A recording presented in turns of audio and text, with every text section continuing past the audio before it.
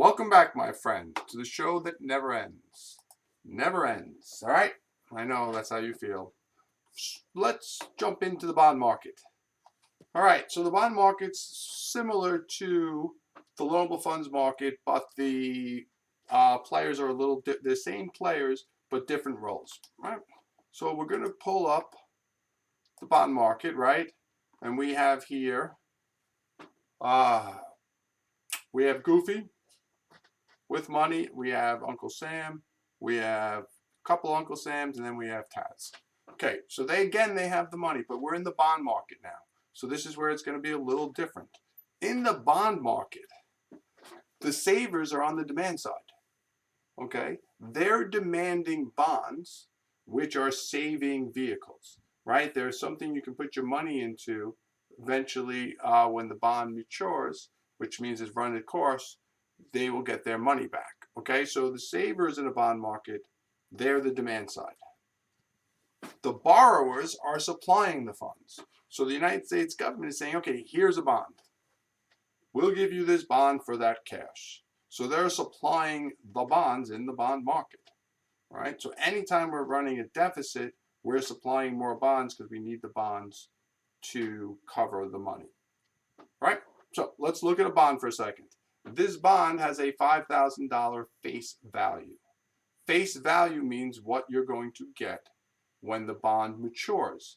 And mature means when it comes due, which on this bond, if you look, it says August 15th, 1986. That's the date it will mature, meaning that the person will get their $5,000 back. The bond pays 8% interest annually. The interest is paid semi-annually, twice a year. That's $200 twice a year, right? 8% of a $5,000 bond is $400 a year. So now here's the thing. So they're going to get $200 twice a year. So every year for 10 years, they're going to get $400, right? A year, which is $4,000. And then at the end of the 10 years, they get their $5,000 back, all right? So you think about this, if you bought a bunch of these, at the time, the 8% interest was a pretty good interest rate. I'm not kidding you. I'm not kidding you. I'd do anything for an 8% interest rate. On a government bond, the problem is it would just tell you how bad the country is that we're paying 8% interest. All right, so what if instead of paying the interest twice a year, we just gave them the interest at the end, right? So the $5,000 bond, they would be paid $9,000. Or they could buy the bond for less than face value. The price of the bond would be $1,000.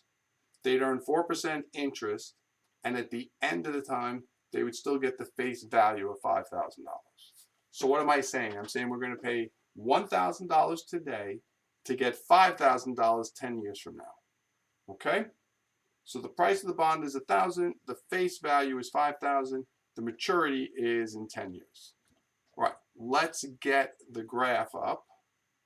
Okay, and probably the more confusing part for people is this is called the price of bonds. All right, it's not an interest rate for the bonds, it's the price. It's that $1,000 that I just talked about. Okay, so we put in our supply, right? So we have our demand, who are the savers, then we have our supply, which is the borrowers, right? And we have a price of $1,000. So we're going to pay $1,000 today, and we're going to get $5,000 10 years from now, which means the interest rate is 8%.